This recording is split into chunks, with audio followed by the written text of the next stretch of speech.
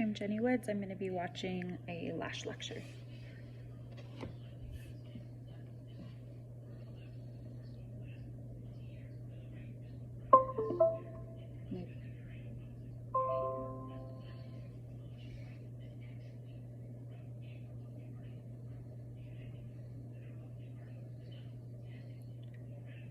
Oh man.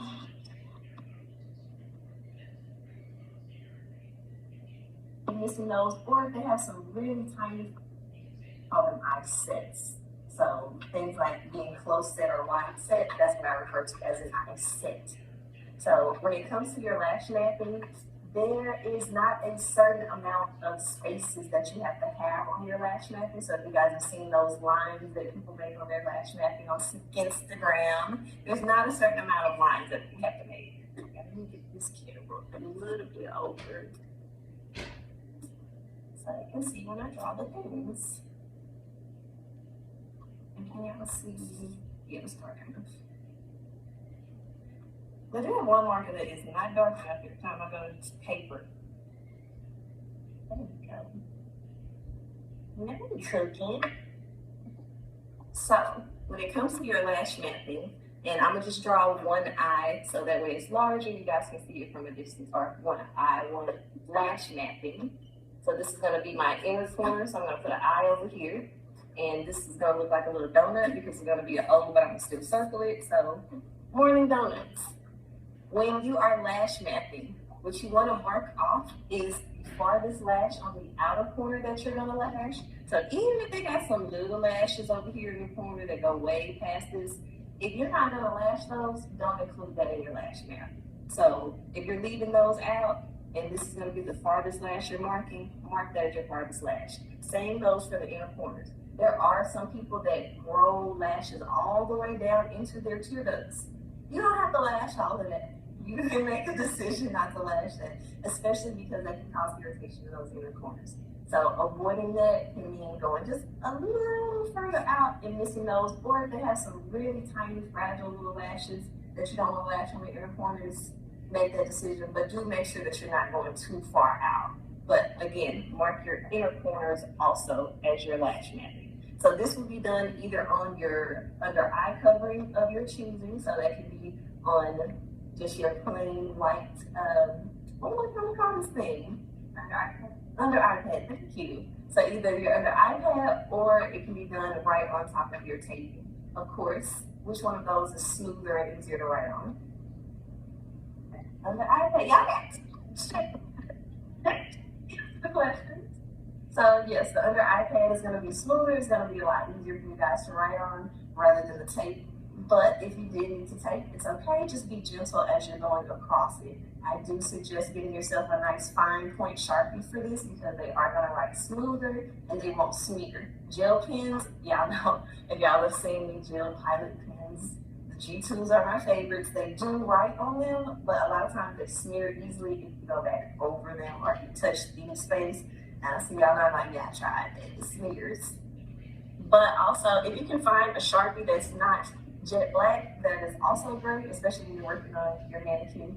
Simply because sometimes we have seen it go through, like, we don't know how it bleeds through the under iPads, but it does bleed through and it stays. She's not like, why? It's my mannequin. So I love that you are doing a little lash back, you know, that's always a great thing. So with that, they do actually bleed through sometimes and it can stain your mannequin. And you do need your mannequin for state board. So unless you want to buy another one, and if yours has gotten a little dirty or if you've done the things to your mannequin, you can actually, it is okay to get yourself a new mannequin. I know enrollment does sell them, but sometimes there's a little shortage for building new kits. So, or you can go on, you know, Amazon. The other day somebody was like, are you gonna call that one Amazon? No, but you can always buy yourself a mannequin, but you can't take yours to state board with any markings because they will assume that you have the markings there to cheat. So please keep your mannequins as clean as possible. And if you have any type of like adhesive still on their eyes, just use acetone to help get it off. And that'll kind of get most of it off, but if you got a dark bag and you throw her in there, you will probably notice that her face will stain. So be prepared for that. But back to this lash mapping and using your good Sharpies for it. And y'all can get there. I'm sure y'all will find some cute colors and be like, yes, I got this beautiful Bordeaux that I found. Ah, see, pretty pants. With lash mapping, the way I like to do this, just as an easy method when lash mapping, is I like to start off by making it 3 sections, or usually I would make it 3 sections, but for you guys, I'm gonna make it a little easier because it's usually like, all right, let me just find the center of the lash mapping. So for this one, you can mark the center and boom. And from here, instead of trying to just make this 4 sections by putting a line here and a line here, I prefer to like make it 6. So what that means is I'm gonna have 3 on the back side, 3 on the front side. So instead of just drawing a line right in the middle, that means finding a good place to put 2 lines in each of these sections. So try to make them as even as you possibly can. One there, another there. So now I have 1, 2, 3, 4, 5, 6 sections. The more sections you have, the easier it is to transition greater lengths. Now, are there going to be times where maybe you make 6 sections and then you decide, I kind of want this to go from 8 to 9, or I want to try to squeeze this in as 8, 9, and then go over here and place 9 and 10 in here? You can. So if you want to break this up, you can actually break this up some more.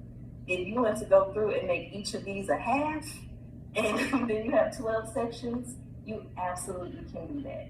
Now today I want to do any advanced mapping where it's like, oh, if I want to do hybrid and I want to add in some spikes and I want to have this here and that there, then you can actually use these lines that you use to separate these out for your hybrids. You can use these as your spikes. So this could be your longer length, and you can tell yourself, okay, if I'm coming through here with, actually let me give y'all a grade of the lash maker before I get extra creative. Okay, you're like, wait a minute, what are we doing? This seems fun. So I'm gonna start her off with an 8. We're just gonna transition her into a nice little quick cat eye, because that's usually the easiest one that you guys are gonna work with. And it's easy because it just goes up. There's no up and back down with the numbering, you're just going up. So for her inner corners, are we gonna keep them long or short? Thank you, especially in case you got those ones that go all the way into the tear ducts. So over here, we're gonna go with the shortest length that you guys have in your kit, and what is that? 8 millimeters, thank you. So, because we didn't get into it, that's why I said I'm gonna do an easy cat eye on y'all first, and just transition it up. So, stay with me, don't you? Come on, you're taking it. So, we're just giving her a simple cat eye once again. So I'm going 8 here, we're gonna go 9 here, 10, 11, 12, and 13. So we're not worried about what her eye shape looks like just yet. We'll get into that. But this is just gonna be a simple and easy mapping to create a quick cat eye. Now, if you want to go in and add a little additional texture, then you could go in through here and maybe use these lines that were created to separate out for your lash mapping and go up 1 millimeter, or you can go up 2 millimeters if her lashes can support that. So here, maybe if you want to go up, and if this was an 8, we're going up 2 millimeters on this little spike area here. Or if you were going to put a classic here and a fans through this section, we could go in, and that could be a 10. So then this next one, we're going to move up. This guy could be an 11. Oh, and I don't even know who you are using the company stuff. This next one, we're gonna move up, and it'll be a 12. We're gonna go with a 13 here, a 14. And if you wanted to put something on this farthest outer corner one, you can. And that one will be a 15.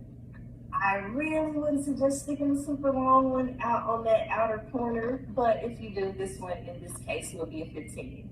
And the reason I give you guys this lash mapping, because usually you guys will write this one down as your very first lash mapping. And it's like, oh, I'm gonna try that on my manicure real quick. So I try to keep it with links that I know are gonna be in your kit, especially because you guys just did a little bit of volume today. We'll touch on a little hybrid so y'all understand mixing them in. So is any of that fuzzy for anyone as far as making different segments? So the reason I like to start you guys off with 6 sections is because there are 60 minutes in an hour. This is one of the easiest ways for you guys to help keep track of time. So I know for a while you guys have probably been practicing and we haven't had you actually like, okay, put one lash in this section, put one lash in that section, which gives you a section so you can create one pass over each eye. What we generally been doing is like, we just want y'all practicing attaching at this point. Like, we can steer the car later, we just want to get you going. So with this, you've got 6 sections, you got 60 minutes in an hour. How many minutes does that give you per section to work on? 10 minutes a section. So with that, you got 2 eyes. So divide that in half. That will give you per hour, that's 5 minutes per section to go across. So if you're looking at your clock or if you set your timer and say, hey, I've got, especially, this is why I like to replace my adhesive every 15 minutes, because I know if I'm replacing it every 15 minutes, I should have moved it across. So if you're actually going across and you're spending, okay, I'm spending 5 minutes here, placing 5 lashes in this section, and then 5 minutes in this next section, placing 5 lashes, you should be able to place a lash a minute, right? I think y'all can do that right. If y'all can't come see me this afternoon, then I will make sure you're placing at least 1 lash per minute on each lash. For classic, I understand with the fans, it takes some time, but this will help you stay on track. Here we give you guys 3 hours to complete a new set. We give you 2 hours for a fill. So this helps you kind of build out and say, okay, I got this much time to get across this eye. Because if I got 5 minutes times 6, that's 30 minutes. Like, all right, 30 minutes to pass over this eye and then go back to the other eye. Or if you're the person that really wants to work very symmetrically and you put 5 lashes on each of your outer corner sections first, and then you move inward and spend 5 minutes on each of your next section that's right next to that one, 5 minutes on the next one. So that way you know you're staying symmetrical. But I will say, do not just work this inner corner for 30 minutes and then come back and work this outer corner for 30 minutes and then expect that, okay, now I've got an hour left and you still got to come here and get all of this. Because I see a lot of students do it because they see it on Instagram. They see these people that do these inner and outer corners and they don't realize that person probably spent maybe 15 minutes in reality because they've been doing it long enough where they spend an hour working on a human's eyes and then they're trying to figure out like, oh my gosh, I got 30 minutes left, especially at night when I walk through and say, okay, it's 8 o'clock, 30 minutes.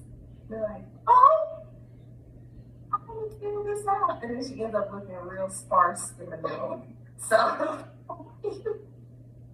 was like, tell me it didn't happen to you, please. Tell me it wasn't. Okay. Well, no, and some of y'all get y'all's lashes done here sometimes before you start filming. I never know what y'all see. Because that is one of my saddest ones when I see somebody has filled up the set beautifully from these other 5 segments and then they haven't done the inner corner and they've got only 10 minutes left. And for a lot of people, this can be their struggle zone, especially on the non-dominant eye. They're like, oh my gosh. But this is also one of the things that you can use your lash mapping for.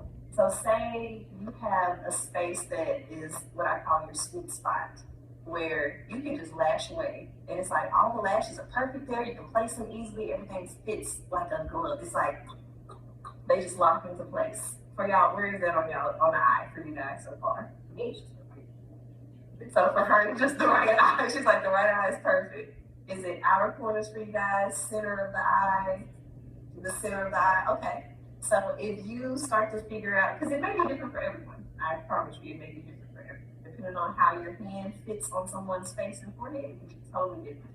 So if you know the center is easy for you or this outer corner is easy for you, challenge yourself to finish this in less time. So that way it gives you a little more time for your mapping coming forward into these areas that are a little tighter, that may have the tinier lashes, or it's just more difficult for you to get into that space, especially that non-dominant inner corner is usually going to be one of those where it's like, she's not getting lashes every day.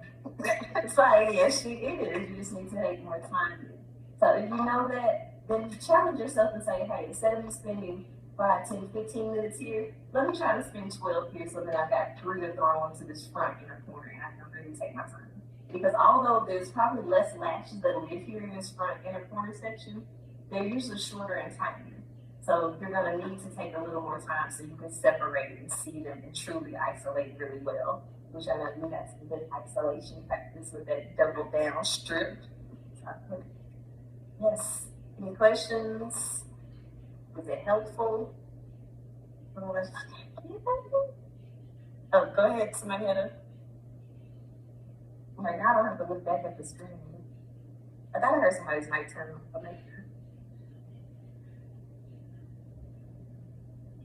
Okay. Yeah, I'm like, no, we got it. Okay, let me get these slides for you guys.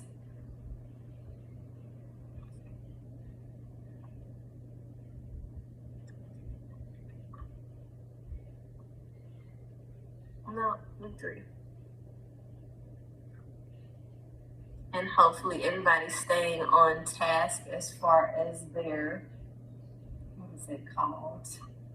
Their assignments and practicals, not getting too far behind. Like I said, stay within the week. It's okay if you get a little behind, but stay within the week so that way you're not in struggle mode like, oh my God. Miss LA? Yes. I have a question about that, regarding that. So my laptop, I don't know why I cannot upload files to it.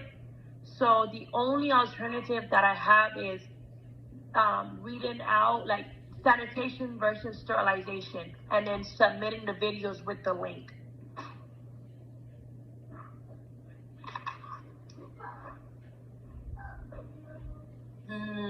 So are you asking me if you can do that as your submission? I've been doing that because that's the only alternative I have, or else I have to like drive and turn in my work. So are you talking about for your assignments that you would need to type in the answers? Yes, like type, like for everything, so, like what's that exam. So for that, I would say, hold on. For that, I would say a better option is going to be for you to just handwrite it and take a picture of it written. Write it nicely and neatly. Okay. So write slowly if you I can print it out. I have a printer. Oh, we'll do that. Yes, baby girl. Print it and write in the answers and submit that picture versus, yeah. Well, so that's what I'm saying. The picture, I cannot even submit it. I tried that alternative and it's not working for me. Like, unless I have a video and show you the work.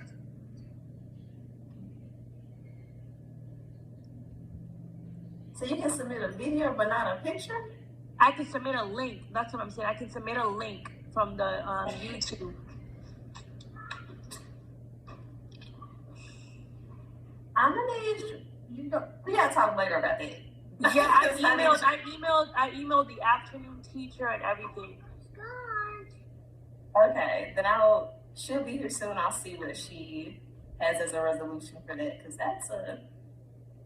the only thing is because we have so many other instructors that check it, so I can't just say, hey, yeah, turn it in this way and that'll be fine, versus I know we have certain ways where you're good with everybody.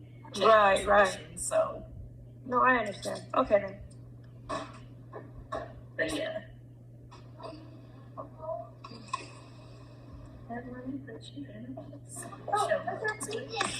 Jay. There we go. This is nice because I can see this from the front. You can see it from the front. You can see it from the back. Okay. So, y'all need to make sure y'all are awake for this Monday morning. So, these are what the slide says is common eye shapes.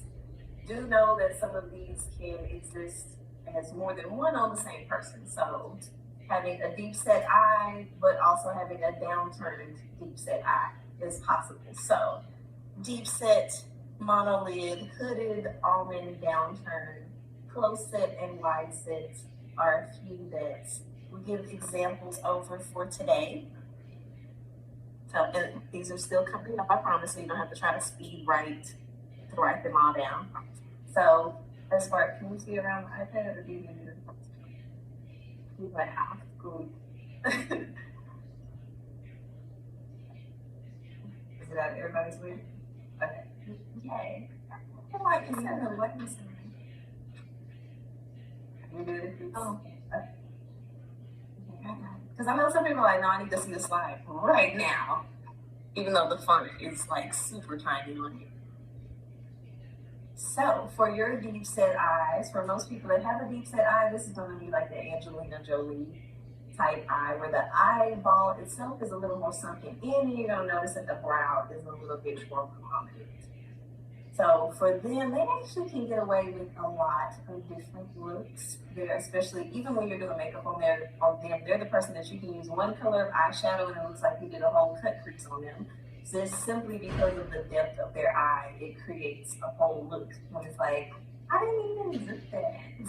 So it's like, I didn't even put in that much of work. So the same thing goes for them when it comes to lashes. They really can support really different looks. So they can do a doll eye, they can do a cat, a kitten. It's easier to work with this good deep set eye. Now, when someone has a monolid, this is somebody that is not going to have a crease in their eyelid, so the actual like skin fold will not be there. It's going to come down to about where the lash line is. And similarly, the hooded eye is up next, so you'll see some similarities between these two. So again, they're both not going to have, or this one will not have a visible crease. It's really going to sit right on top of the lashes. You've probably seen it before. I gotta see these pens about to start fires making notes. And I know it says it's a typical feature of East Asian people, but I would say of every culture, as people get a little older, you will start to see a lot more monolids. And it's common in every culture, but you may see it more in people of East Asian descent. So don't tussle with me because I did not create these slides, as I always tell you. So, but I can always give you my professional opinion from being in this profession. So hooded eyes are similar. You're going to notice that they do have a little noticeable crease, but it's usually going to sit pretty low, the lid. So it'll be there, but it's going to sit low. So we'll get into which styles look best on each. We'll take out through these first, and then we'll go through basically 4 styles that are mentioned in these slides. Because there really aren't that many styles of lashes, it's how you combine them together.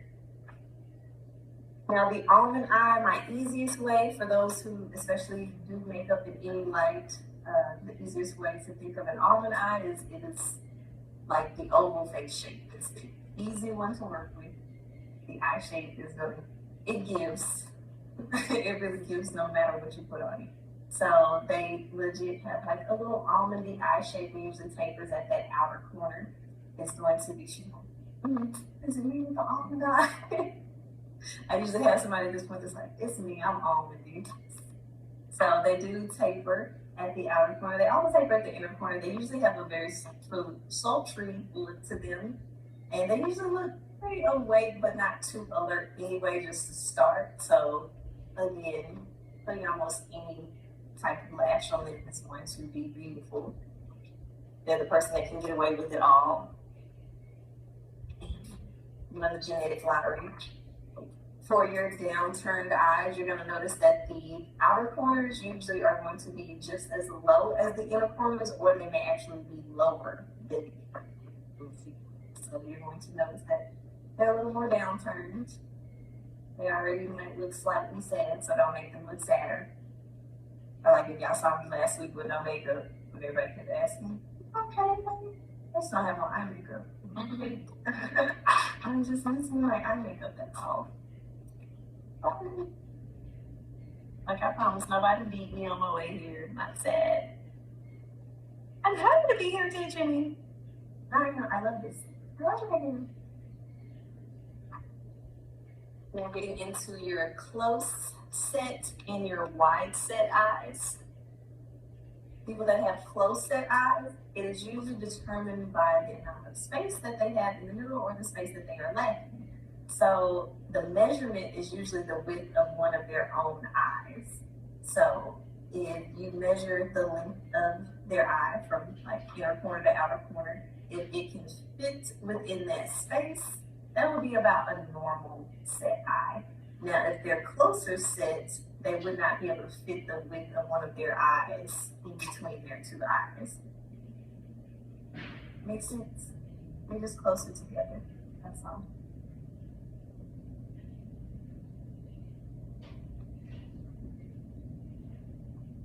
Your wide set eye, they will be able to fit the width of one eye in between their eyes.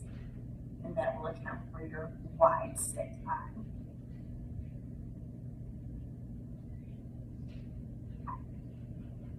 And real quick, I'm gonna pop back because I like y'all to see both of those before I say this, so it makes a little more sense, especially for my visual learners.